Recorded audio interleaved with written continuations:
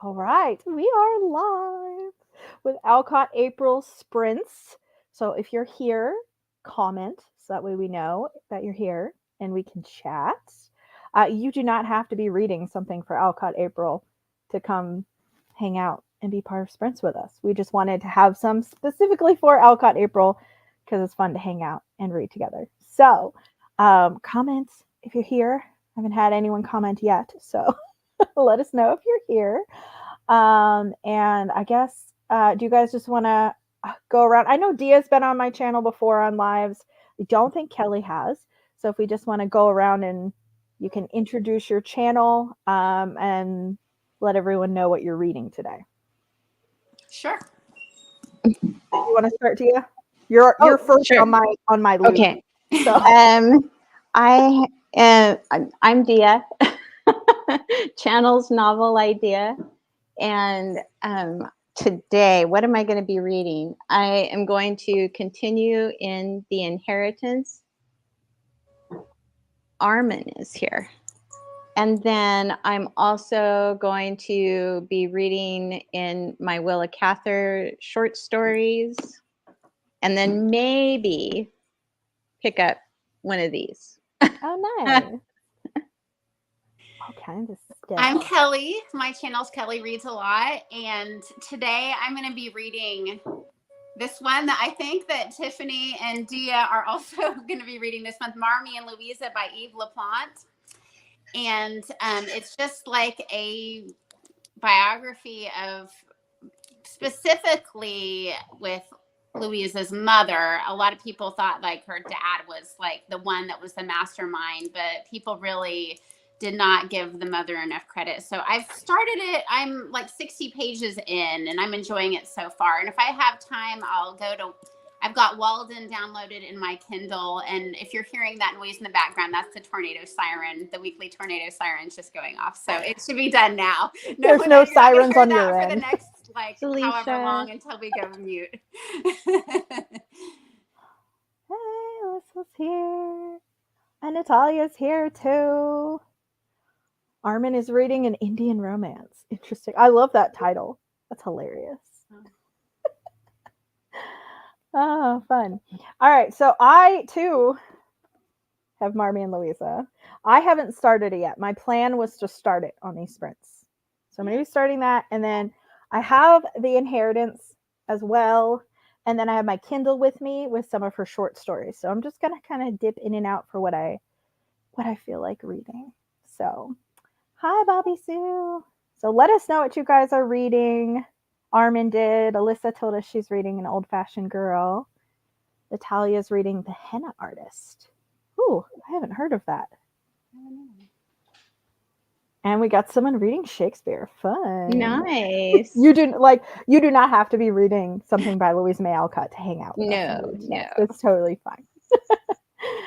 I love Shakespeare. My daughter is getting very into Shakespeare right now. We're reading Hamlet. That's the play we're finishing out the homeschool year with. So. Oh, fun. Yeah. I love An Old-Fashioned Girl, Alicia. I hope that you love it.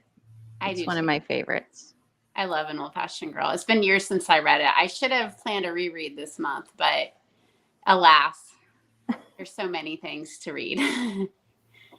I still haven't read that one. I told her on Discord that I have an edition that was printed in like either the 40s or the 50s, and it was the copy that my mother-in-law and her sisters grew up reading, and my grandmother gave it, or Peter's grandmother gave it to Claire as a gift. So it's like it's got their names in the front, and it's like falling apart because it's been read and reread so many times. I'm like, I love this so much. So I've got an old paperback, but then I also have like this old edition that they've read so many times, which is so sweet. Mm-hmm. Oh, you're reading Marmee and Louisa. That's so fun. There's a lot of Marmee and Louisa people today. I finished it. I'm all done. I was just going to say, I think Dia finished it. Mm-hmm. Historical fiction set in 1950s India. Oh, cool. Oh. And it's a little free library thing. That's perfect. Nice. And it's like, if you don't like it, it's like... Yeah, no skin off it was free. Behind a Mask. I Oh haven't yeah. I haven't even heard of that one. She has so many I haven't heard of, like short stories. I think you'll hear about it in Marmee and Louisa when you're reading Okay. it. Okay. Behind a Mask. I know that Nicole over at Noteworthy Fiction, I think is her channel. She started like reading The Long Fatal Love Chase because she just wanted to read it, and then she found out about Alcott April afterwards, and she did reading sprints for it yesterday. And I was like, that's perfect. I thought it was so funny. That's one of her sensationalist stories. And I had just heard of it the first time in December when someone in my in-person book club was like, did you know she wrote like a thriller essentially of its time? I mean, it's not like a modern day thriller, but I was like, I've read it. It's definitely different than anything else I've read from her. I did already finish The Inheritance, and I had never read that one before.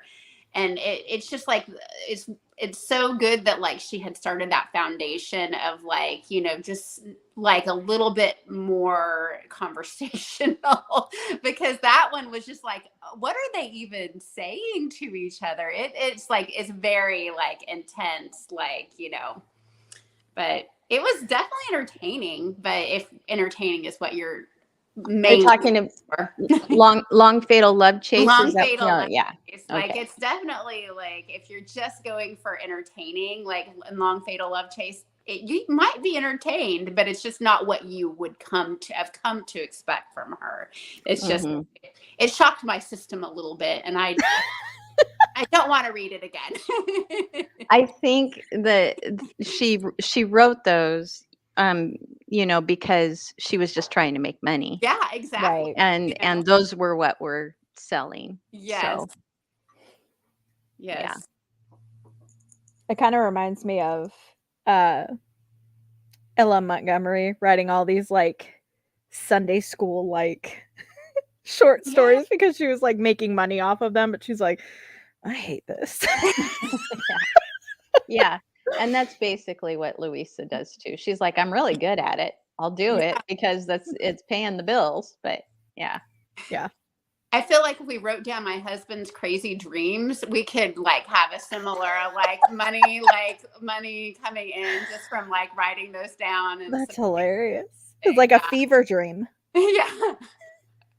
I actually had a dream last night that I don't know why. I mean, it is like not even May yet, that it was the day before Thanksgiving, and I actually had forgotten to get things from my shopping list, and I had to go to Super Walmart, and it was a terrible nightmare. I was like that. I'm like, what was my mind thinking about that made me dream that? So that's funny. That's hilarious. I woke up in a panic this morning because tomorrow morning I have a live at 6:00 in the morning. And I woke up in a complete panic going, oh no. I have to get ready really fast. And no, I didn't have to. That's so funny. Oh, Penny's here. I didn't know Penny was going to be here. I know Penny's traveling today. So yeah. It was published after her death. I didn't know that. know that either. But I'm pretty sure this was published after her death as well, wasn't it? The Inheritance. It's like her first one, but like it wasn't published while she was living, I don't think. Right. I don't think it was published till the 1990s. Yeah, it was kind of like a lost thing, Yeah. I think. The one that is credited as her very first book that was printed is the fairy stories. Oh. Yeah. I almost picked those up at McKay's when I went. I didn't enjoy them. I read them my first year on BookTube. My first May on BookTube, I read all the Louisa May Alcotts that I owned, and that was one of them. And I didn't enjoy it. I actually got rid of it. Well, I'm glad I didn't pick it up. It was like $6, and it wasn't even like a great edition. I was like, I don't really want to buy this because it looks like it's for children, and I don't know if I even really want it. So I'm not paying $6 for it. Right. It is for kids. Yeah. Yeah, I figured. In the car on the way to eat, Penny says. Yes. I figured. I haven't started the books that I'm reading today yet. So jury's out so far, but I think I'm gonna like them. I have read this before, so I Mhm. know I love it. I'm thoroughly enjoying all of the stories that I've read in here. Some of them more than others, but still really enjoying. I can't fault Cather. And then I haven't started either one of these two yet. So Okay.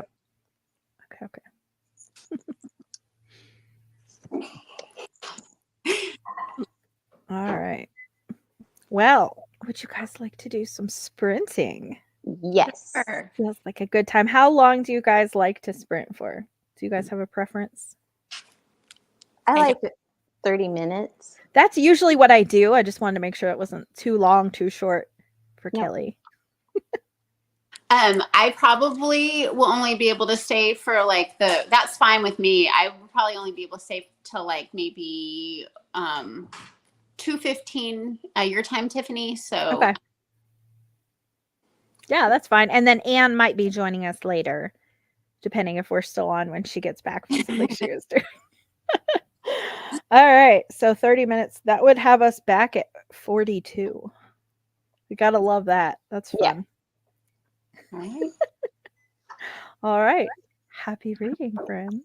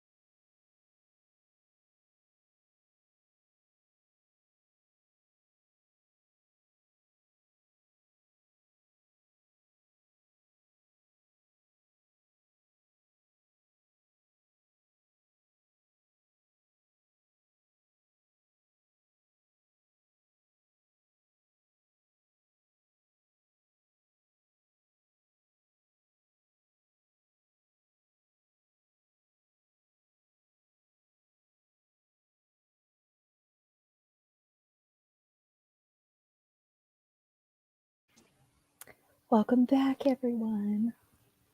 Hello. How did everyone do? Good. Susan's here, and she's reading Little Women. Okay. That's still my favorite so far. Not that I've read a ton of Louise May Alcott, but it's my favorite. I think that's a lot of people's favorites. Yes. Measure for Measure. I don't know that one. Do I know that one? That sounds familiar. Measure for Measure? Shakespeare? Oh, that's why. Okay. Sounds like a good reading sprint for Nikita that she finished it. I read almost the whole first chapter of Marmee and Louisa. I was expecting for it to start with Louisa, and it doesn't. So You get a lot of background from, like, you get grandparents. And yeah. And so it's causing me to need to focus a little bit more because I'm like, there's a lot of different people that are being mentioned here. yeah. They're all really important, though, so do pay attention to them. I am. Yeah. It definitely informs, like, how her parents kind of ended up with the personalities and everything that they had. So, Yeah. which her. That makes sense. Yeah. And you're reading 2 chapters of An Old-Fashioned Girl. I'm glad you're loving it so far. You're going to love it the whole way through. One of the things that I found out about Luisa's family was how many people in our history they're related to. Yeah. I mean, it's amazing. They're related to the Hamiltons, that was like one of the first people to sign the Declaration of Independence. Alexander Hamilton. They're related to him. They're related to Paul Revere, I think, somehow. What do you think they think of the Hamilton? Like there's a whole musical. Yep. I bet Louisa would have loved it. Yeah, she probably would have. She was one of those ones that liked, things that were new and yeah, she did. Upcoming. Yeah. I bet she would have loved it. I haven't gotten to all the people they're related to yet, but it's already mentioned that they're related to the Hancocks and to the Adams and the Quincy families as well. Right. So I forgot about the Hancocks. I remember that now. Yep. I said Hamilton and I meant Hancock. Hamilton. I thought I just forgotten about that. But there might be a Hamilton in there too, though. I wouldn't be surprised. Yeah. I wouldn't be surprised. Oh, Bobby Sue, she's halfway through chapter 4. And it's giving you all the warm vibes of Little Women. I love that. Yeah. It's pretty special. It's a special book. I really do love it. I'm almost to chapter 10. So nice. How many chapters are there? Because it's not a long book, but no, but they're short chapters. Yeah. I'm looking. Hang on. Looks like 12. Okay. Mine is 15. Okay. Maybe it's 15. I hope we have the same book. No. We do. That'll make for an interesting final conversation. We all read the same thing. Bonus chapters. Krista, I am feeling the same way. Like, I'm like, okay, like, that's why I didn't even finish the first chapter, is because it's like, there's a lot of people, and some of them are really famous. And so you're like, okay, and those are easier to kind of keep in your periphery. But then they're mentioning all these people I've never heard of too. Then I'm like, okay, so it is a lot of people to keep straight. So you're not alone there as someone who also started that book on this sprint. Oh, goodness. So did you just read The Inheritance on the last sprint, Stia, or did you read some Cather too? Yeah, I just read The Inheritance. You're almost done. I'm just absolutely loving it. I mean, this is the first time in 10 years that I've read it, and so I'm just loving it. I'm loving being back here. I love it. And I just got to one of the plot twists. Dun, dun, dun. So did you just read Marmee and Louisa, Kelly, or did you read I something read else? Marmee and Louisa. I am 84 pages in. These chapters are pretty long, so I didn't even get through. I'm still on chapter 4. I'm 84 pages in, so Yeah. the chapters are good chunks. But I don't know if you could break it up any better than what she's done so far. I think they kind of need to be kind of long, but it's I don't think I would have sent my kids to Louisa's father's school is my main conclusion so far. I would agree with you. I'm not there yet, so now I'm like eagerly anticipating. I want to know the drama too. There's so much drama. Oh, I felt so bad for Abigail and Louisa both by the time I was done with that book. I was just like, man. It just goes to show you never know how, in some ways, the tides of your life will turn because, Louisa just like because of the circumstances was in poverty for so long and, she got it done. So, Yeah. I was very proud of her by the time I was done, but I was also very sad. I felt the same way reading Ellen Montgomery's biography. Yeah. It's sad. Very sad. To hear how much she suffered, and the depression and just Yeah. Yeah. Yeah. It was a hard read, but Yeah. and Penny's like, this is why I do not read about the authors that I like. It's probably in sometimes a good idea, and like for instance, that work of Jane Austen's that, it's like so much worse than Emma. And I was like, well, Emma already drew me crazy. So I'm like, I'm just not going to read that one because I don't want to not like any of Jane Austen's work. So I'm just going to not read that one. It's like. Which one was it? Lady Susan. Oh, okay. Yeah, I'm just afraid that I will dislike it because I liked Emma, but it bugged me enough that I know that I probably would be borderline not liking Lady Susan. So I've never read it. So Dia, you can change my mind oh no, I won't change it. She won't. I won't change it. After I read it, I actually texted Tiffany and said, I just found the first Jane Austen book I can honestly say I don't like. I'm not going to ever read it. It's just like there's so I totally understand why you would want to avoid, sometimes reading about, having the veil lifted in a way is not always good, but also it does inform their work so much. It does. Definitely. Get a little bit more info about their background and all that. And sometimes, at least in the case with Ellen Montgomery, I was like, man, she was able to write stories with so much beauty despite all the suffering that she was experiencing at the time, which made me really admire her. Right. Absolutely. Yeah. Yeah.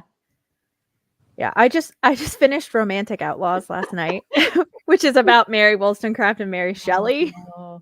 And if you want to be disillusioned, man. And look what Krista just said. Oh. Because Emma. Hey, Claire. Emma is like my least favorite Austen heroine because I can't relate to her. So I still enjoyed Emma and I found a lot of humor in it, but I'm like, would you just stop meddling in everyone's lives? Like, what is wrong with you? It's so funny to me. Yeah, I can't relate to like Catherine from Northanger Abbey now, but like I can see like a little bit of teenage myself there. But like Emma, I agree with you. It's just really hard to relate to her at all. But the book is just comedic enough that like it drew me in, and I still love it. You know. But I don't know if I don't think Lady Susan, I'd be telling the same story. So. And I think the other thing that you wouldn't like about it, Tiffany, is it's written completely in letters. Yes, I know. And so it's that's the other part that's hard about it, is you're only getting one-sided conversations, written down. But there are lots of people that love Lady Susan. And Emma. I know a lot of people that Emma is their favorite because Mhm. they can relate to Emma. And I've just found that for most people, their favorite Austen is usually the heroine that they relate to the most. Yes. When I first read Emma and I was very young, I could totally relate to Emma. But it's funny because the one that I liked the least when I was younger was Persuasion, and now it's my favorite, and Emma is my least favorite. I just flipped. Persuasion makes sense to me as one that a younger person might not like as much Mhm. because it feels like a more mature Yeah. novel with older people. Not that they're that old, but in comparison to like Pride and Prejudice or Emma or Northanger Abbey, there are people who have lived their life with regrets and then kind of visiting that. So I think when you're older, you can relate to that more. But I was totally a teenage Catherine Morland, so I love Northanger Abbey because Peter is the Henry Tilney to my overanalyzing and getting anxious about everything, and he's just like, relax. But it's fine when he says it. He's not being condescending, he actually pulls me up out of that. So I'm like, he is my Henry Tilney. So I love Northanger Abbey for that reason. Yeah, I mean, And it's funny. Oh my gosh. so funny. So funny. Yeah. I agree. Well, I didn't know this was going to turn into an Austen discussion on an Alcott sprint, but you know what? It's perfect. I think that's It's just my fault. authors we love. Sorry, I let us down that rabbit hole. I'm reading Pride and Prejudice right now as well because my in-person book club is reading it. We have a couple ladies that have never read it before. Oh, wow. So that's really exciting. And then my older sister, both my sisters are like, oh, we want to read it too with you. My younger sister's read it, and I didn't know that my older sister had never read it. And she's really widely read and has read a ton of classics, and she's never read a single Jane Austen. She just watched the adaptations. I'm like, are you serious? Are you serious? So it's been really fun to see like her experience the actual novel for the first time. Yeah. I feel like a lot of us do have Austen adaptation because like my first Austen read was Sense and Sensibility, and I'm aging myself because it was like the first film that I watched, Emma Thompson, Kate Winslet, and so I was like, this is the best movie. So I went and I read Sense and Sensibility, and I was probably, a little young for it at the time, but when I reread it later, it made a little bit more sense. I have the same Austen origin story, but with Keira Knightley's Pride and Prejudice. Yeah. It came out in theaters when I was in high school, and I went to go see it with my friends who had read the book, and I had never read the book. And I'm like, oh my gosh, this is amazing. And then I read all of Jane Austen's works within a year in high school. Because except for Northanger Abbey, that was the only one I didn't own. I read all the other ones, and I was like, oh my gosh, I love her. So sometimes adaptations are a good thing, even though I'm really picky about adaptations if I've read the book, but they can foster interest in a book that maybe you wouldn't have realized otherwise. So when we watch the adaptation of Inheritance at the end of the month, you'll see just exactly how different it is. I love the adaptation, but they change enough of the story that you're going to get something different from the book than you do from the movie. That's good for me to know that ahead of time because I can be a bit nitpicky. Yeah.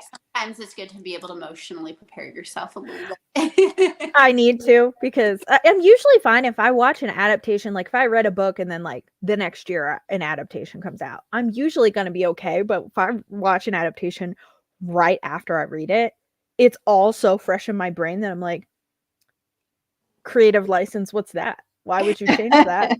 Even like little details. I'm like, you didn't need to change that. Why did you change that? There's such different mediums that sometimes you do need to change, but it's the things that were so beautiful in the first place that don't need to be changed that really sometimes get you, you know. Mm-hmm. So they are such different mediums that it's understandable, you know. Oh yeah. But yeah, sometimes it's like that was such a beautiful detail that it doesn't matter which medium it was expressed in, could have been left in, and yeah, when it gets me. Well, and when you look at The Inheritance, it's such a short book that to Yeah. make a whole movie out of it, I can see where maybe they would need to add some things or change some things to make a full movie. Because it's like less than 200 pages. It's super short. It is, but there's so much that happens in those 200 pages. Like it moves so quickly. Oh, But well, that's I think one of the main things that I appreciate about the adaptation that is different from the book is the adaptation is set in America, and the book is set in England. That's Wow, that's interesting. so interesting because, like, you know, America has always been so, like, yes, of course we have our class systems, but it's been so different, you know, over the course. I wonder why they chose to do that. You'll see when you watch it. It's really, really well done. Okay. Dang. I will go in with an open-ish mind. Open-ish. We'll try. Open-ish. What I love about the fact that they said it in America is that that's where Louisa was from. Yeah. She said it over in England because, you know, the class systems and stuff in the book, but there were class systems in America too. If you've read Edith Wharton, you know there were class systems in America. Yeah. So they do a good job of adapting it to that, but it feels so true to what the story would be if she had said it in America. Interesting. So it's so good. Well, you're getting me excited now. Were you dreading it, Kelly? No, I was not dreading it. I just didn't know what to expect. You know, like, you know, I definitely trust Trusty's opinion. We'll see that evening, you know, like I have little boys that like to bother me at bedtime. So I might be having, you know, CC on, closed captioning on while I'm laying in a bed, like, you know, please. Oh, that's fine. Coming in my room. I saw a meme this morning, Kelly, that said, no one is as concerned about their hydration, needing to stay hydrated as a child who has just been kissed goodnight. That's so true. Exactly. So true. I know. I don't know. I just like my daughter was never quite that much, but you know, I think it's started when like, you know, I have one that will be 14 tomorrow and one that just turned 12, and I had this little, you know, 9-year-old, and I think it's kind of like Sissy's staying up a little bit later than me, so I'm just gonna peek out and see every now and then what's she doing, what's she watching that I'm not allowed to watch yet. And I think that's been that's the thing about that youngest child. It's like they're trying to catch up to that oldest as fast as they possibly can. But I don't think he's quite ready to watch Once Upon a Time, which is what she's been watching. Probably not. No, probably not. You've got to read them, Natalia. You will love them. And they're actually so easy to read too. Mm-hmm. Like the writing style is so easy. Very and relatable. A lot of the adaptations have whole chunks that are like word perfect. Yes. So you will love the books and you'll be like, oh my gosh, I recognize this. Like, you know. Mm-hmm. So do you guys have a favorite Little Women adaptation? Because I've only seen the Winona Ryder one also. Well, that's my favorite one just because of the nostalgia from watching it as a child. But I do like the Katharine Hepburn one. I have seen that one, and I like the little girl from Meet Me in St. Louis is Beth. What is her name? Margaret O'Brien. I loved her as Beth in that adaptation. but yeah, I feel like just there's something about childhood nostalgia. Like I have not seen the more recent Anne of Green Gables. Megan Follows is my girl. She's my childhood. I'm sorry, like they're just I didn't feel a need to go, like the newer Annes, but I probably should because I have a new generation of an Anne lover that might, I should at least preview it, so that I can see what it would be like, so. You're right. It was Margaret O'Brien, Nikita said. Thanks, Oh, Nikita. I love the Winona Ryder version. I have seen the one that was just earlier than that was a made for TV miniseries. I didn't love that one as much. And then I actually really love the one with June Allison as Jo. So that's a really good one too. Have you guys watched the Greta Gerwig one? Because I've haven't. heard some people say they don't like it, but then like Kate Howe loves it, and it's her favorite out of all the adaptations.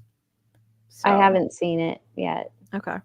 I'm always scared to watch new adaptations, especially since I accidentally a couple summers ago read Persuasion, not realizing that they were coming out with the adaptation on Netflix. Oh and all I heard was how awful it was, and I never even watched it. I didn't even try. Oh my gosh, I watched it and it made me so angry. I was like having a like visceral reaction to the movie. But the thing is, if you watch the movie and you had not read the adaptation, they just weren't true to Anne Elliot at all as a character. Mm-hmm.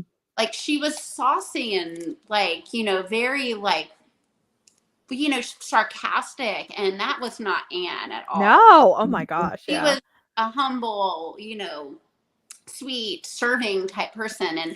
But the only part of that cracked me up was like the attention sister was done in a funny way, and that made me giggle. But yeah, I would not recommend ever watching that movie.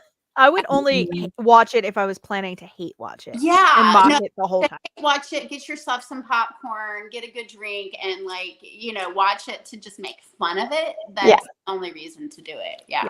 So that's why I'm a little leery of modern adaptations sometimes. But and by modern I mean like last 5 years. Yeah. But I feel that way about Dune. The new Dune adaptation. I'm like, you have changed so many characters. Oh wow. You have changed their motivations. You have changed. I'm not watching this. I know so many people have loved it and loved the book too, so that kind of surprises me. But I think that, yeah, it might be nostalgia, but I love the book so much that I cannot bring myself to have characters changed and their motivations changed. And yeah, I'm sure that as far as CGI and all of that the worms are incredible and the planet is incredible and all of that kind of thing, but I can't do it. Well, I have not read Dune yet, so it is on my list of books to read this year, but I think I'll wait till summertime when I'm not trying to read like other things, school books and stuff too. But I'm excited for it. So I've heard about the worms. I'm very interested to seeing what the worms have to do with everything. I know almost nothing about it except that it has really like complex political and religious systems, which is a buzzword for me. Yeah. For sci-fi and fantasy, I'm like, yes. So it is actually on my list of books to read at some point. But the Farseers trilogy so much as that political fantasy like thing. Yeah, that is for me. Like I get really excited about that too. I hate politics in real life. Me too. You put it in like a fantasy or sci-fi book and I'm here for it every single time. I don't know why, but I think I love the commentary on human nature, and I love the commentary on power and the struggle for power, but I don't really want to see that in my own life. It's just too close to home. I know, it's like I can see the evil political leader in a book, okay, but like please don't like have that person like actually be a ruler of our world that we live in, you know. Yes. Mhm. Not fun to watch it unfold in real life. Which is why I don't love when like political, like fantasy and sci-fis try to be too on the nose about political things. Like they try to make it too much like paralleling what's happening in the real world. But dang, like if it's just exploring politics in general and relations between fake countries and rulers and stuff, like I'm in. Or relations between fake worlds. Yeah. Krista, that would be amazing. Yeah. I am planning, whenever I get to Dune, it is going to be a spoilery Patreon blog, Dia. So, because Penny asked me to read it too, so I have multiple people that are like, "When are you reading Dune?" And Victoria, not a musical bookworm, Wilkins. the other Victoria. She didn't like it, but she wants to hear what I think of it. So. Oh, that's a really good point, Nikita, because I know that was a huge issue with Persuasion as well, is that the way that they dressed and the sets and then the way that they acted was like very antithetical to the Regency period, where there's no way anyone would have done anything like that. But I think that that's also a criticism of the Keira Knightley Pride and Prejudice, is that the costuming is not correct. But I don't have an issue with it because that was my introduction into any Regency era anything. So, but I can see why that would bother you. Well, it's funny you mentioned Keira Knightley and costuming and everything. I was living in Los Angeles at the time that was being filmed, and I don't know where they filmed it. They were doing some like B-roll, and they needed some B-roll of like supposed to be Keira Knightley, and they were looking for extras, and it said you need to be a 00, and I was like, that's not me, but like that's the size of her costuming, and I'm like, yeah, like 00 costuming. I was just like, wow, like, you know, that was a tiny human being, but like, yeah, it didn't have the right feel. It felt like too flowy. The costumes were like too flowy, you know, and you know, very like relaxed, when that was just like they were, you know, Empire wasted tightly into those things. Yes. Yeah. I think they were less formal looking too. Yes. The Keira Knightley thing. Like when you look at their costuming compared to the mini series, like the minis, like they look like they're impoverished, because like that's not like, it wasn't like, it was too far past Regency era, I think. But I didn't know to be critical of that at the time. So I still love it because it's got nostalgia value. So yeah. I felt like that was a good adaptation, though, as far as being true to the characters. I do prefer the BBC because I watched that when I was a little bit younger, and you know, I thought Colin Firth was, I mean, he's definitely probably old enough to be my father, but I thought he was very charming as Mr. Darcy. I love Jennifer Ely too. Yes. I was just going to say this, Mimi, that there was an adaptation that Keira Knightley was in for Anna Karenina also. But I don't think that, if I haven't seen it, but if I remember correctly, that adaptation really only had Anna's story. And to me, Levin's story is a very integral part of Anna Karenina. And I think most adaptations focus more on Anna and Vronsky than they do on anything else, because it's such a huge thing. But if anyone knows of any miniseries, that actually would probably be more accurate than a movie, I would guess. But I don't know if you guys have watched any Anna Karenina adaptations. I haven't seen any. Okay. I never will. Oh, well, that's true. Dia hates Anna Karenina, but Oh, you do? I do. I can't stand it. I enjoyed Anna Karenina. It's the only book that I think I've ever read where like that has cheating that I enjoyed, like the whole story. Like, you know, it's like it made me uncomfortable, but like a lot of times, like if they go there, I'll just DNF, because it makes me like so like nervous. I'll be like, oh my gosh, why are they doing this? But yeah, that one I did enjoy Anna Karenina. So yeah, I agree, because I don't think that the adultery was romanticized. I think that it ended up being shown for what it really did to every single person involved. Everybody's, I mean, it just ruined, you know. Absolutely. And so that to me is different in terms of like a lot of modern books tend to romanticize adultery and have it kind of be like the heart wants what it wants kind of a thing, follow your and heart. that bothers me. Mm-hmm. Yeah, she was on a historical fiction trend.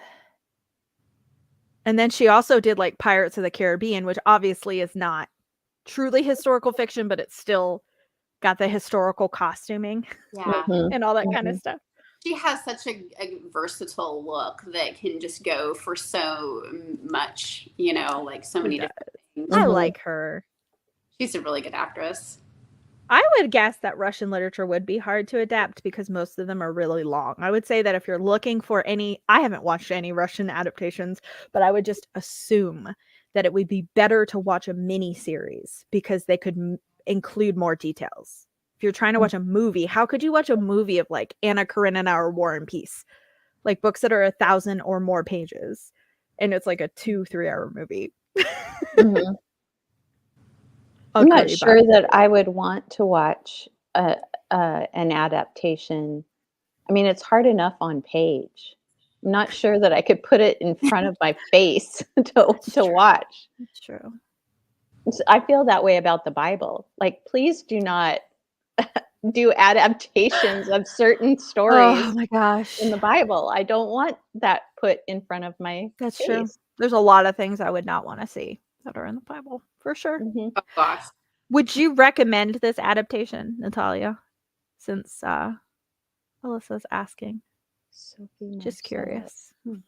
Because just because you've seen it doesn't mean you liked it. So that's why I'm asking.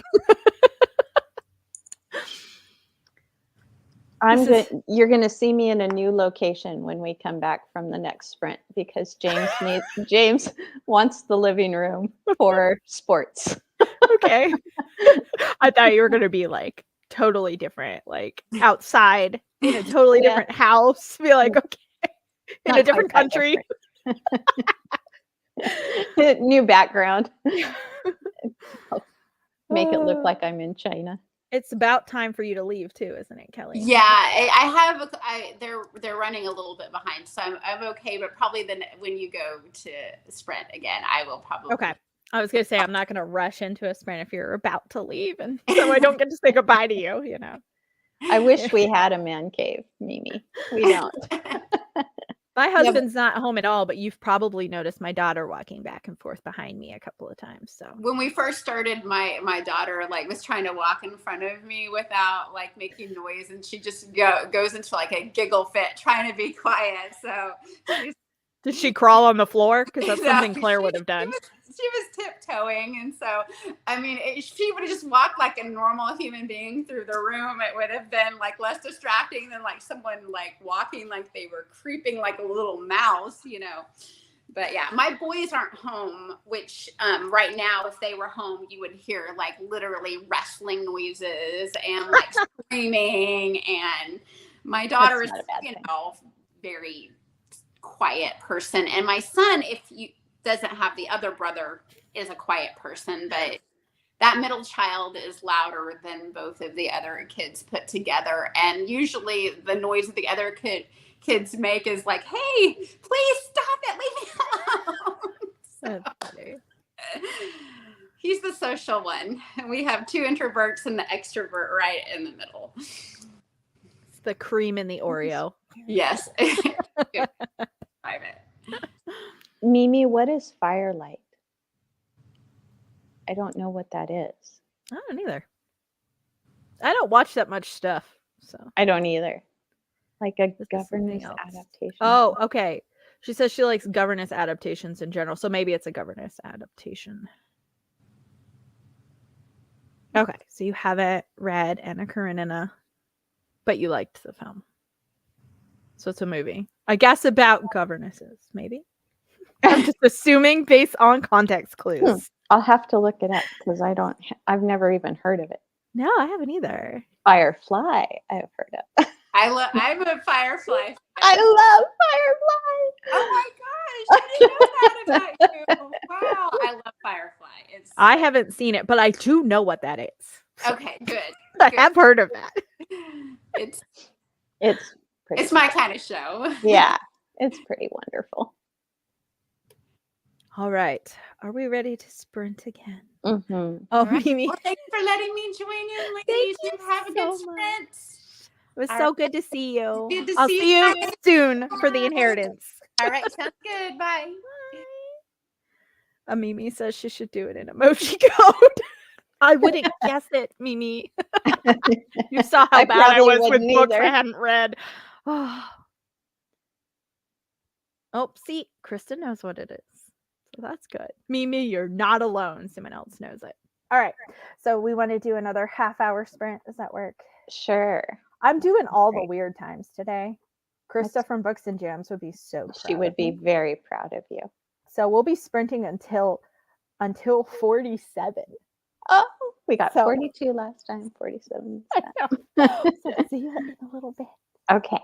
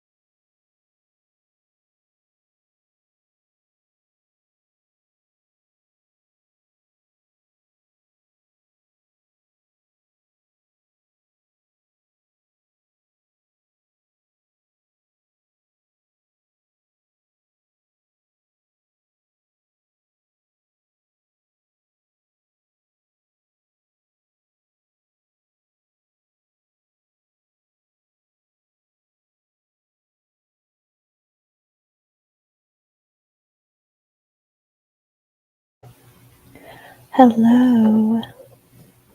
We're done with our second sprint. And we gained a few people. Oh, yay. Mariah's here. And Hi. Catherine's here. Hi, So Catherine. good. Mariah is probably close. Well, you might have finished the inheritance on that sprint, but she's close to where you were. I am now almost to chapter 12. Okay. I'm on the last page of chapter 11. You guys are close together then. Yes. Yes. How are you enjoying it, Mariah? Do you like it? Yes, would love to hear your thoughts. I haven't started it yet. I was still reading Marmee and Louisa. So which How much? is getting better now because we're kind of zeroing in on Abigail, Louisa's mother, a little bit more. So it's not as many like random people. So if you're still on here, Krista, if you push on, it gets better towards the end of chapter 1. It gets a little more zeroed in. Yay, I'm so glad. I'm so glad. It's really good. It's reminding me that because I've seen the adaptation more than I've actually read the book. Really? Yeah. And it's reminding me of some things that are like, oh yeah, they changed that. Oh yeah, they changed that. That's fun. Yeah, it's kind of fun. Read 2 more chapters, and the one I just finished made me cry. I might like it better than Little Women right now. Wow. I didn't expect that. It's good. Yeah. So I think they really need to make some more adaptations of Louisa's work because Yeah. 8 Cousins would make a fabulous adaptation. And so would this. I mean, if they could get a more accurate adaptation, I think it would still go over really well. Yeah. So Amy's annoying her a little, which I haven't read. I haven't started it yet. So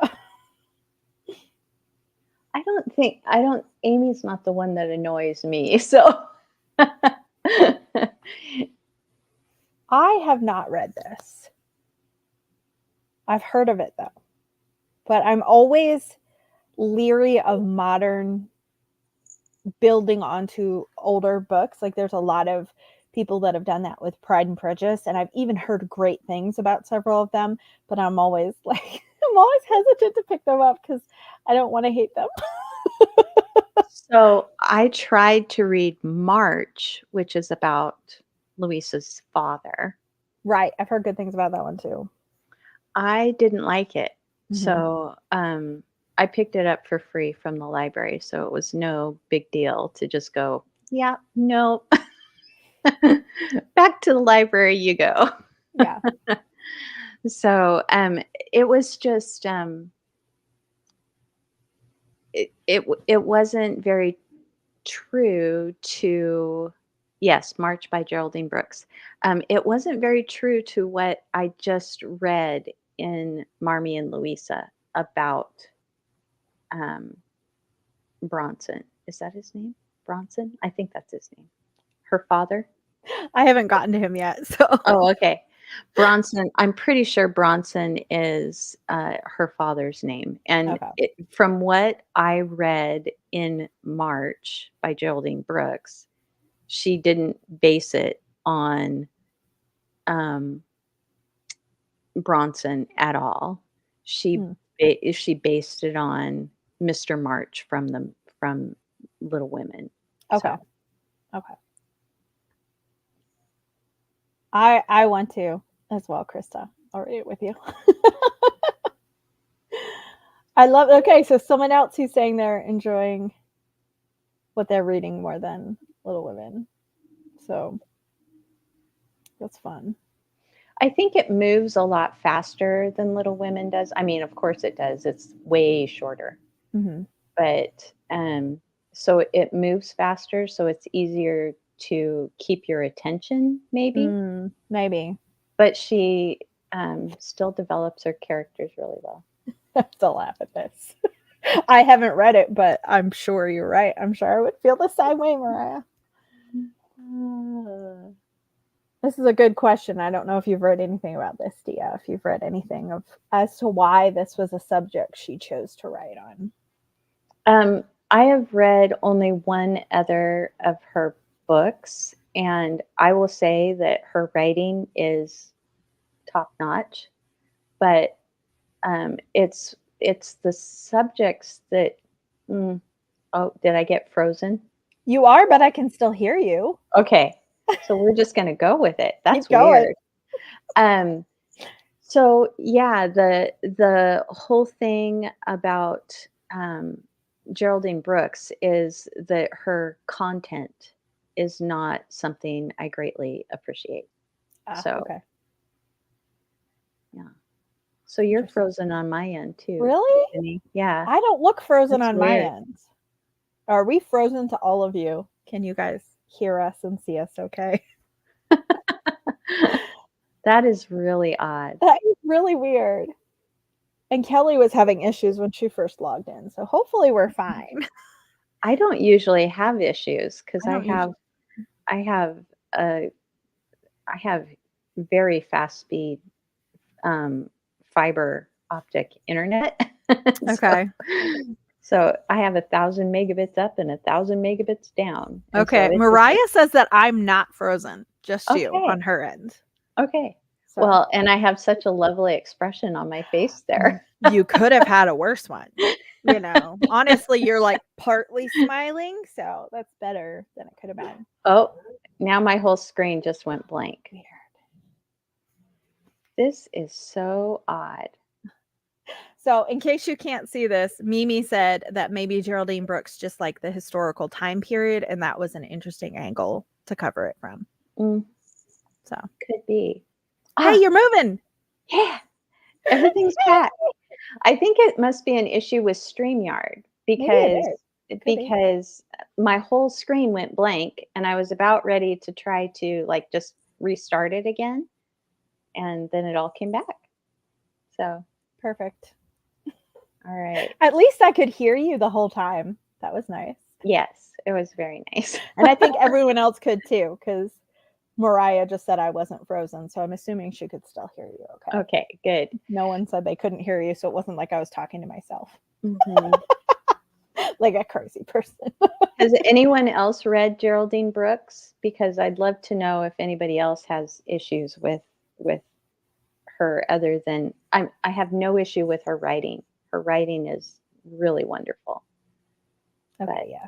Mariah could hear you. So it was fine. Okay. Good. Weird. So you read more in Marmee and Louisa.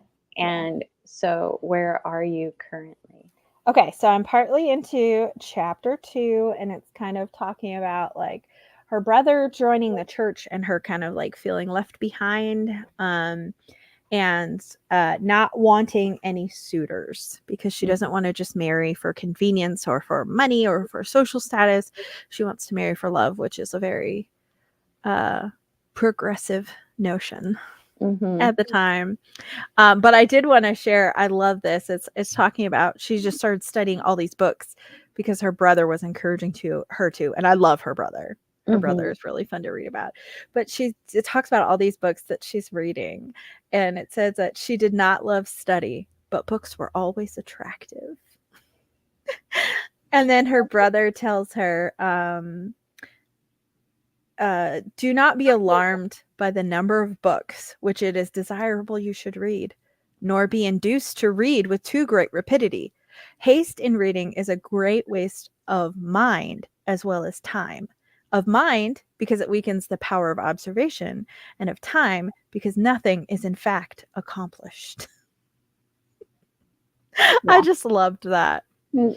I know there's so many little things. I love the way that she quotes from journals and letters and all that kind of stuff throughout the entire thing. So she's she makes a statement, but then she ties it in.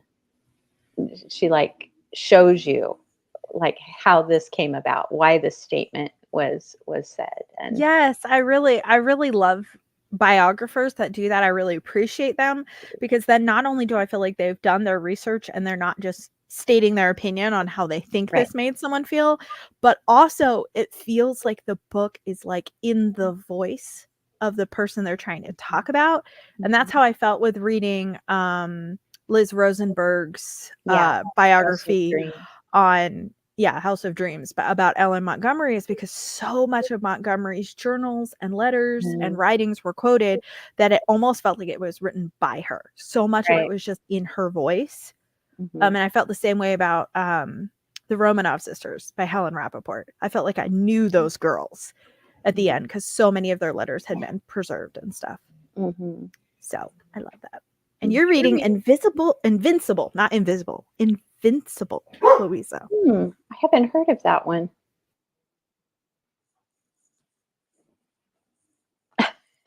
Gus. No, that was Dexter. Was that Dexter? There's a bug in here, and he's like looking at it and barking at it. He's got to have an excuse to bark at something. Yes. Come on, Mom. Well, when my husband, okay, so we have 2 dogs. We have a pit bull, and then and he's like 10 and a half. And then we have a 2-year-old yellow lab, and he's crazy. And our pit bull like never moves. He just like lays around, and he's always been like that, even when he was a puppy. And our yellow lab just has a lot more energy. And our yellow lab Dexter will chase laser pointers like a cat, and he will bark at the laser pointer.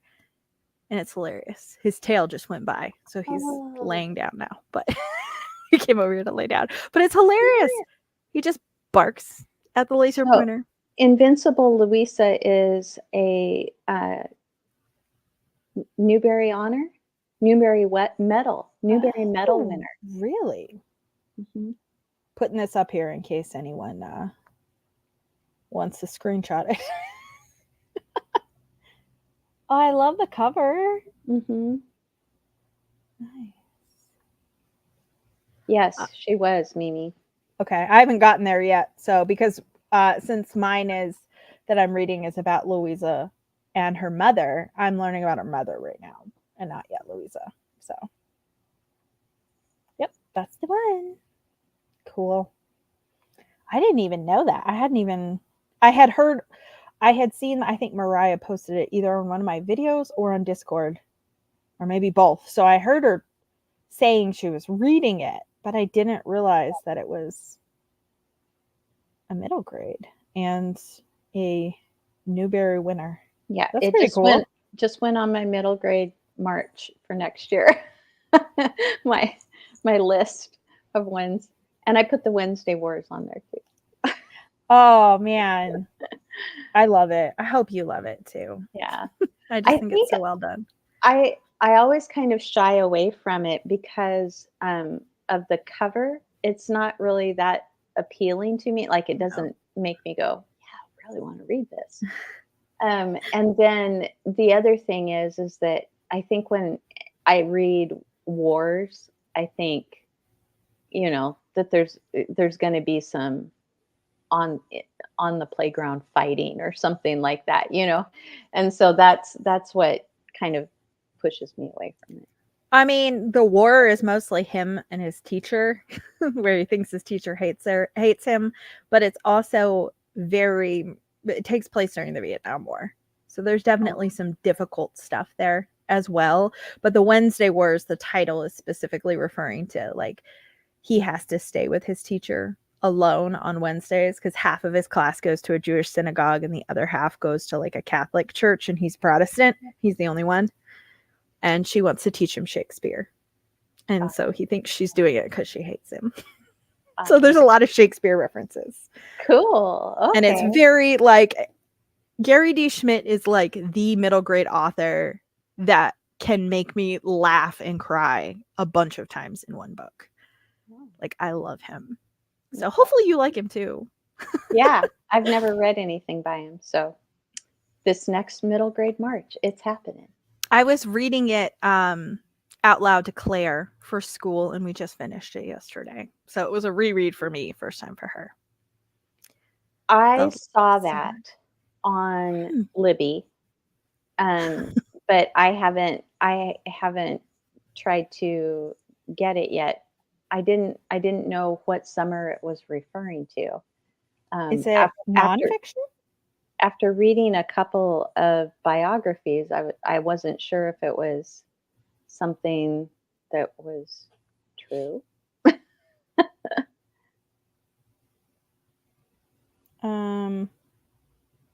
It's historical fiction.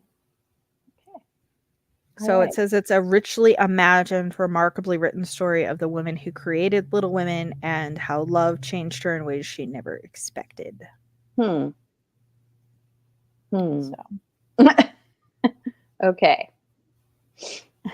All right. It doesn't have a great cover. It really doesn't. So I can understand the judging a book by its cover kind of a thing. But I found it very heartwarming. And then this middle grade March, I also read The Labors of Hercules Beale, which is a newer Gary D. Schmidt. But one of the characters who's a kid in the Wednesday Wars is an adult teacher to Hercules Beale. Wow. And so it had kind of a fun crossover. And I loved Hercules Beale too. It did the same thing the Wednesday Wars did, but with Greek mythology instead of Shakespeare. So I'm going to have to add it to my list too then. The author studied writing at U of Michigan. Interesting. I like Elizabeth Kostova.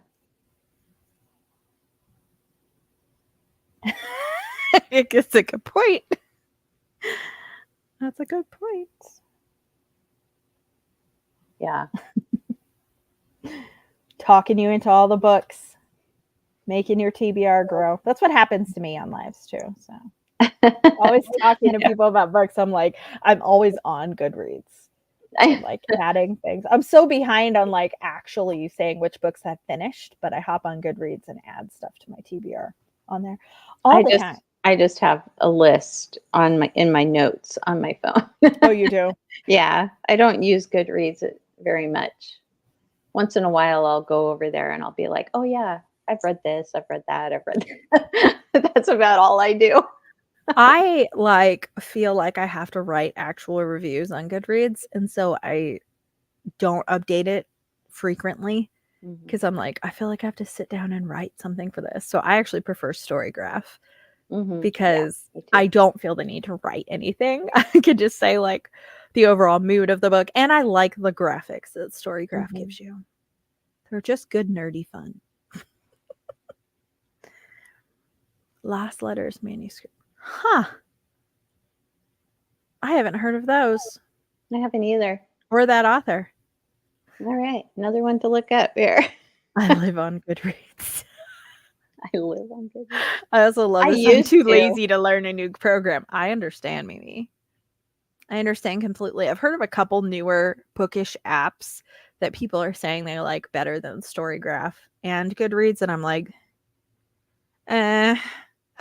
I don't feel like learning a new program either. So I get it. I've had Storygraph for a couple of years. So yeah, it took me a little bit to get into Storygraph though, and be like, now why can't I do the same things that I do on Goodreads and just not have to write a review? but it's less social. So I appreciate that about it. It is less social. And I think it's more user-friendly than Goodreads because Goodreads is at the exact same format that it was when it came out. It's they haven't really done anything to change or improve Goodreads. So it still feels kind of clunky, in my opinion. Yes, the charts are fun. Yeah, I like the community of Goodreads as well. It's a good community. Not the Amazon part, though. Agreed. Yeah. I always forget that it's connected to it. And I'm like, oh, yeah, okay. I forget until I read a review on Amazon that I've also read on Goodreads. Then I'm like, oh, yeah, that's right. this one powers that one.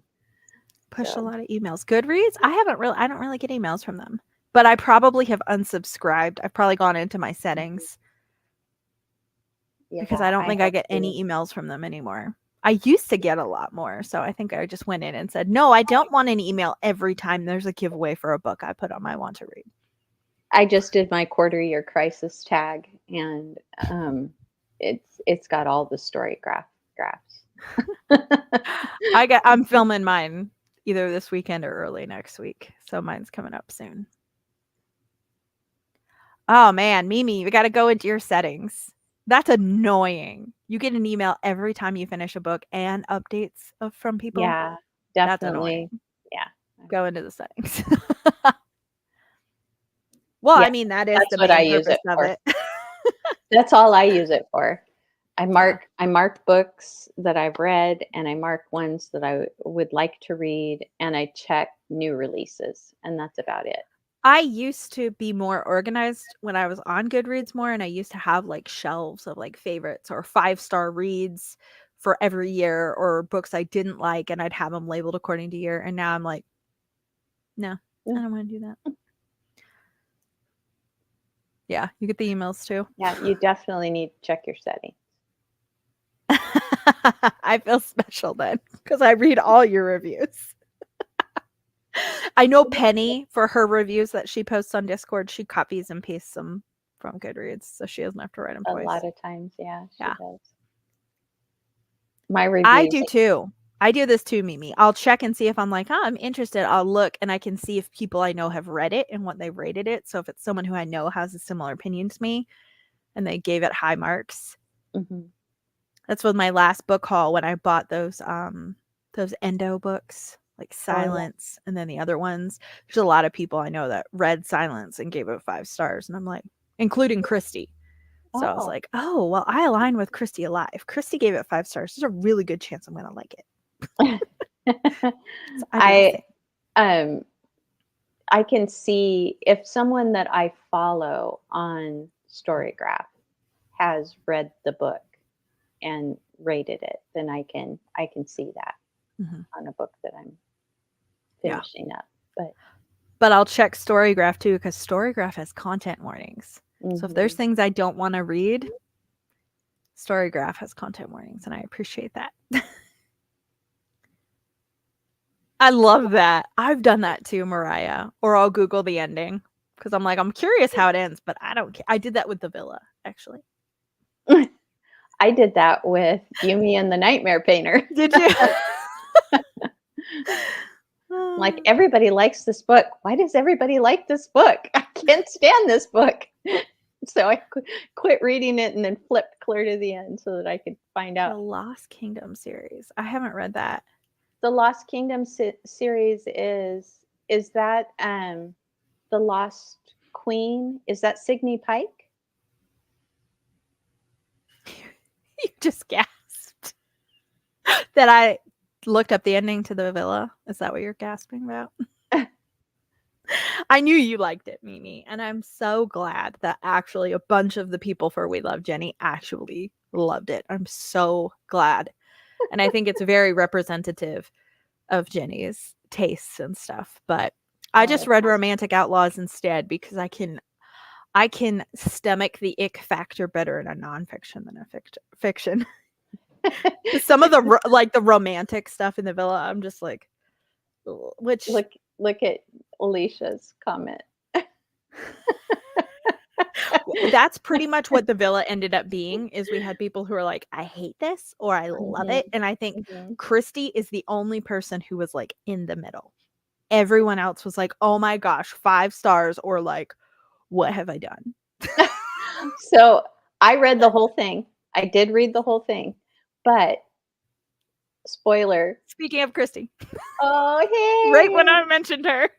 Spoiler, when you see my quarter year crisis tag video, the Villa does play a role on that one in that video. I do think that what Rachel Hawkins did after having read Romantic Outlaws, I can see the ties And I think that her setting the Mary Shelley story in the 70s was brilliant. I think Oh, that yeah. was a really good Yeah. crossovers. So, like, I think that she did a good job. It just, like, was not for me. I can understand why Jenny loved it, especially being a Mary Shelley fan. Yeah. Yeah. And she had read Romantic Outlaws also. Yes. And so she knew how accurate things were to A it. lot of it was, and Rachel Hawkins included, like, little tiny details that I was like, once I read Romantic Outlaws, I was like, wow, that was actually, like, like, little tiny, like, the etching of, like, her initial in the glass and stuff, like, I'm like, Mhm. that actually happened, and that was just, like, a little tiny thing that didn't need to be there, so Mhm. but, yeah. I think I don't do well with domestic thrillers.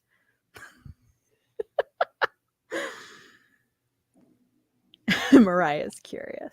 You'll have to let us know if you end up Yeah, reading if it. you pick it up, you'll have to let us know what Yeah, you because think. I have a feeling you'll either fall one side or the other, because that's Mhm. kinda what happens. It was I like a think just 5-star about. or a 1-star for just about everyone who read it. Mhm.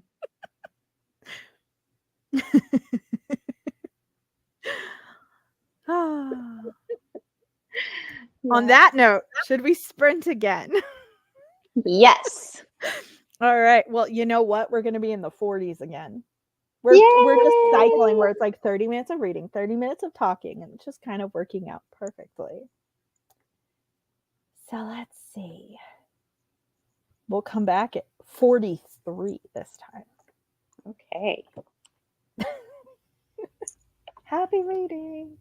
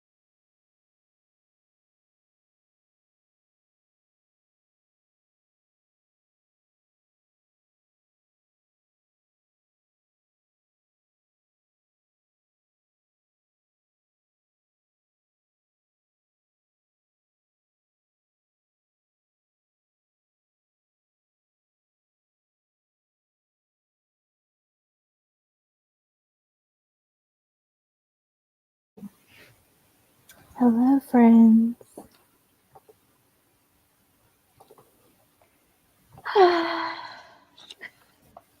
Did you finish too, Dia? Because Mariah finished.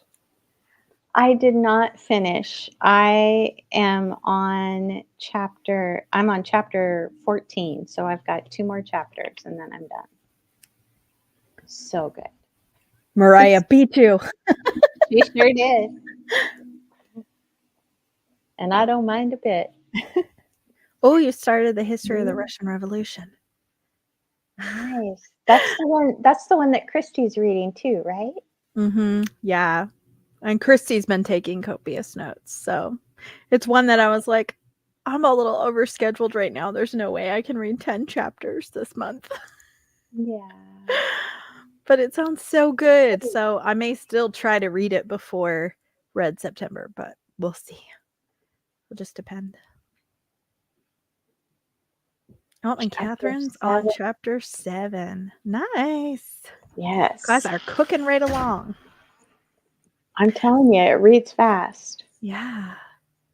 I noticed just as I shut my book, because I finished chapter 2, so I'm 50 pages into this now. At the bottom where it has Eve LaPlante's name, it says author of the Salem Witch Judge. And so I'm guessing that is Abigail's grandfather. I was like, I didn't know that there was a biography about him too, which is super cool. Eve is related to them. Really? Okay. Yeah. Yeah. You didn't read the introduction, I take it. Yeah. No, I skipped it. Yeah. I guess I should go back and read it. I always am worried that introductions are going to spoil things. So I'm trying to remember how. I think that she is the great granddaughter of Marmy's brother's daughter. So Luisa's cousin. Okay. And then Eve is like great or something like that. Okay. All right. Okay. It's one of the reasons why she's been so accurate is because she's got family knowledge. She inherited all of the journals and letters and that kind of stuff. That's awesome.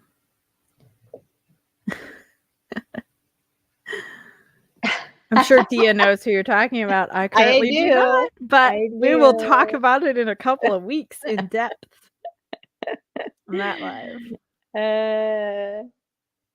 Chapter and a half in, just gets better.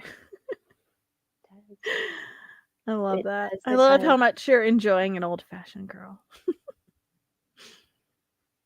So fun. It's wonderful. Yeah. Yeah, that's awesome. What I really love about Louisa May Alcott's characters, for the most part, now I'm not talking about her sensationalist novels, but for the most part, what I love is that she really upholds this strong moral character. Like she really wants you to honor it. And she honors it in her books. And so, yeah, it's pretty special. Sounds like it's going to be a fun one to talk about. I'm looking forward to it. It is. It is. So is that the last Saturday of the month? That's the 27th? Yes, but it's in the evening, not midday. Right. Because not everyone could make it midday, but everyone could make it in the evening. So we should have all of our co-hosts here for that discussion. I knew with reading sprints, I'm like, this is just for fun. So like, it's hard to coordinate 5 people's schedules. Yeah. The more co-hosts you have, the harder it can be to coordinate. So I'm like, don't worry about reading sprints at all. This is just for fun. But please be there for the final discussion because that's going to be really fun. Yeah, it's going to be so good. So I'm looking forward to that. I'm glad I didn't start it on any of the sprints yet because I don't have any tabs back here with me. And I know that I'm going to want to tab things that I want to talk about and share. And we're going to have the watch along the night before. Yes, Yes? we are. On Discord. So there's going to be that'll even fun more too. to talk about. So we are gonna hang out a lot that weekend. If you guys are able to join us at all, I hope that you can, because I think that will be really fun. But if you can't join us for the live discussion, obviously you can watch it back later. But Mhm. you won't be able to watch back the watch along because I'll be streaming that on Discord. But it is available through Amazon Prime Yes, it if is. you have So if that. you can't watch it with us, but you still want to watch it, you can watch it on Amazon Prime and then just let us know what you thought on It's Discord as well. also So. free on YouTube. Oh, is it? Yeah, I didn't realize that. it is.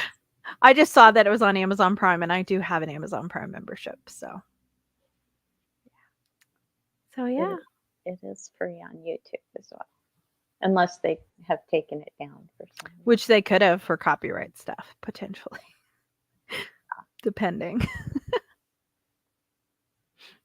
Yeah, so if you watch it, just let us know what you think on Mhm. Discord. Or, I mean, you can comment on YouTube or something too. That's fine. But we do have a channel for it on Discord, so you can comment there and let us know what you thought in comparison to the book. Mhm. Because I don't think you were here earlier, Mariah, when Dio was talking about how it's different from the book and it's set differently, but that Mhm. it still like really retains the spirit of the book. It's different. Mhm. But Dia likes it, so. I do. However, I will say that I watched it before I read it. So Oh, okay. so that may be why I like it. It's a little nostalgia there. Well, when I watched it, um, it says, right at the beginning of the film, it says The Inheritance by Louisa May Alcott. And I was like, what? What? I've never heard of this book. And so I did watch it, but then I immediately went to the library and got the book so that I could read it. Sometimes that's a better order because then you're less critical of an adaptation if you watch it first. Mhm. You I can see s- its merits better sometimes if you're not like, "But why did they change that?" Or at least me. mhm. I don't know about other people. I still have things that I wish that they wouldn't have changed, but Of course. I do love the way that they made it fully feel like an Alcott novel still. So, I love that. yeah. I'm looking forward to watching it. And I'll try not to be too critical. You can be as critical as you want. It's not going to bother me a bit. I just tend to be a little bit nitpicky sometimes with adaptations, Mhm. especially if I've just recently read the book. So Yeah. we'll see how I do. I'm gonna go feed my TBR. Me always. I love that. That's a Oh great way to say it. goodness. My TBR needs to be fed. Um, oh my goodness. I didn't get to read any of my Cather though, so that's going to be later today. That's okay. Going to You be still doing. have like a whole week to read that. I know. Almost. I know. I haven't started it yet. Dee We're and on I our have been final- working through some of Cather's short stories. I have a collection called 5 Stories, so we've been reading that together, and this is our last one, right? Mhm. Yeah. Final one, which I'm So, sad about. yeah, You me need to too. get the rest of them. So I know, I do. I looked at McKay's when I was there, and they did not have any more of her short stories there, which was unfortunate. So, is The Lost Lady a novel or is it short? mhm. It is. Okay.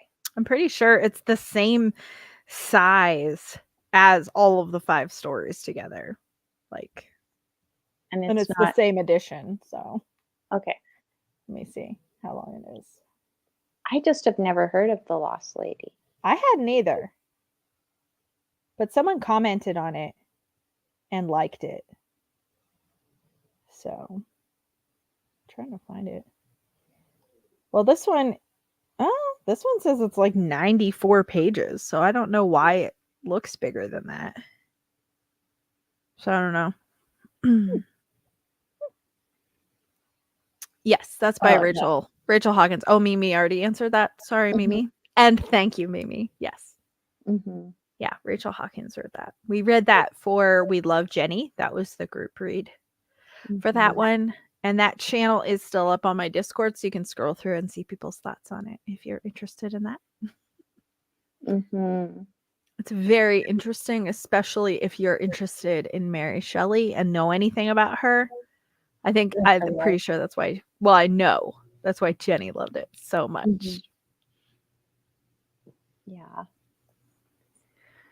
Yeah. But it was mixed reactions. People either loved it or they hated it. Yes, she wrote The Wife Upstairs. Yeah. Which is like a rewriting of that. I don't think I'll read that. I think Penny didn't like that one. I'm just thinking that wasn't my favorite aspect of Jane Eyre. That's not something I want to continue reading about. Yeah, Frankenstein is a masterpiece. I was talking at my in-person book club about Frankenstein, and everyone there was talking about how much they hated it.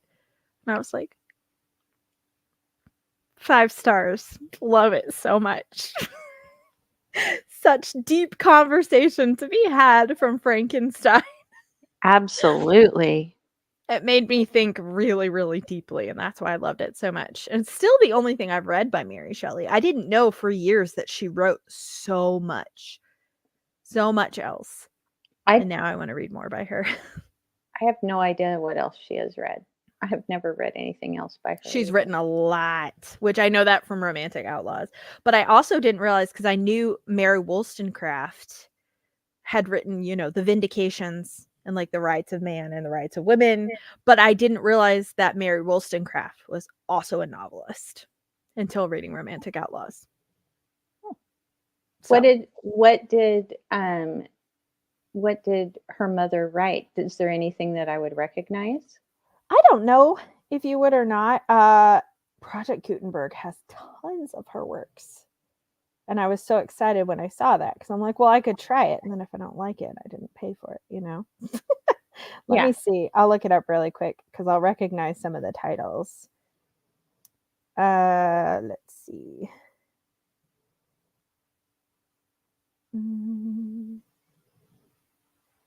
She wrote one called Mariah, or The Wrongs of Woman. She wrote some travel stuff called Letters Written During a Short Residence in Sweden, Norway, and Denmark. Sweden is where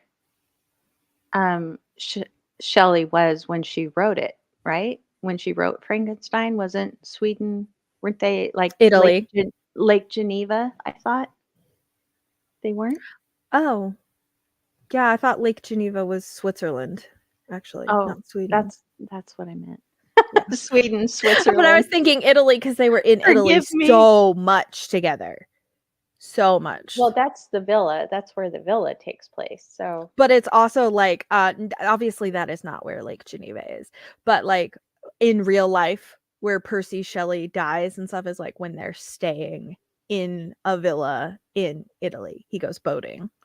Like that's how he died in real life. So I love that. That's one of your favorite books ever. Yay. I wish they would leave the original title of Frankenstein on there instead of calling it Frankenstein. If they would call it The Modern Prometheus. Yeah. Because I think it would give a lot clearer understanding of what the book is actually about. Because people would be like, what is Prometheus? What does that mean? you know?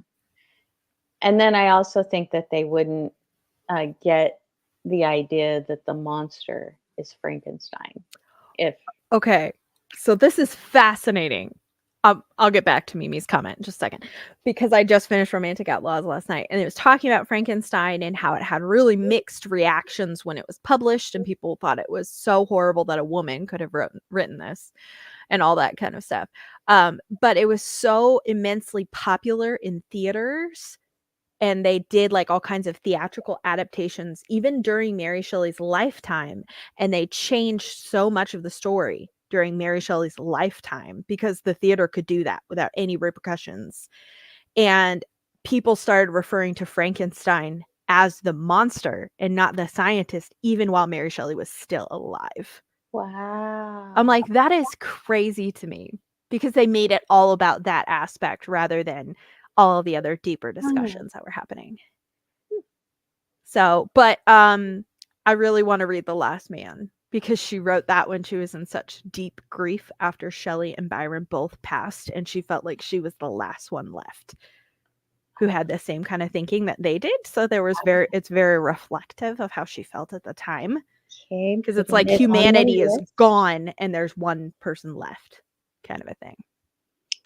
The last. So, but she was also very unpopular because of The Last Man and because of Frankenstein, because it was showing negative repercussions of science, and people thought at the time that science was going to only enlighten them and bring wealth, and that there couldn't possibly be any negative side effects of playing God with science. Yeah. Which is, I mean, that's the meaning behind Prometheus, right? Is this quest for forbidden knowledge and for being able to create something that you were never meant to be able to do, you know? Yeah. So yeah. And obviously that's a huge theme of Frankenstein as well, in addition to, you know, revenge and anger and bitterness not being all it's corrected to be. I have not seen this movie. I haven't seen any movies about Mary Shelley. I don't know. I'm not the best person to ask, though, because I don't watch that many movies. Yeah, that's me too. I don't know if I've seen it or not. If I didn't see it in my 20s or earlier, I probably haven't seen it. And no, her mother's feminist writings were received by some people, but were pretty controversial for their time. So, okay. Oops. With Elle Fanning, that's so that would probably be pretty modern. Yeah, that's the Mary Shelley one that you're talking about. That's cute. Interesting. I didn't like it. Okay. I have been duly warned then. All right. Oh, good. It does All have right. Elle Fanning in it. All right. Huh. Oh, that's funny. Well, I'm guessing Anna's not going to make it, which is fine. Probably not. Which is fine. She had like family photos being done, so yes, which is so special and wonderful. But she was hoping she'd be back by the time we were done. But I think I'm about ready to wrap this up, because we've been here for about 3 hours, and I need to go probably start dinner for my daughter. I haven't eaten yet today, so my husband's working tonight, so it's just me and Claire, and we tend to have really lazy dinners on Saturday nights because he's not home. It's just the two of us, so we end up usually eating really weird hodgepodge of things and watching YouTube together. It's a great time. 10 out of 10 would recommend. It's usually like popcorn. If I had a Claire, I would do that too. She enjoys it. She's always happy. She's easy to please. She's a very easygoing kid. Thank you all for coming. This has been lovely. Yes, thank you guys. And I got like 50 pages read in a book I hadn't even started yet. So that's great. Thank you for coming, Dia. It's always fun to hang out with you and read with you. Absolutely. I love you too. And thank you, Kelly, even though she's not here.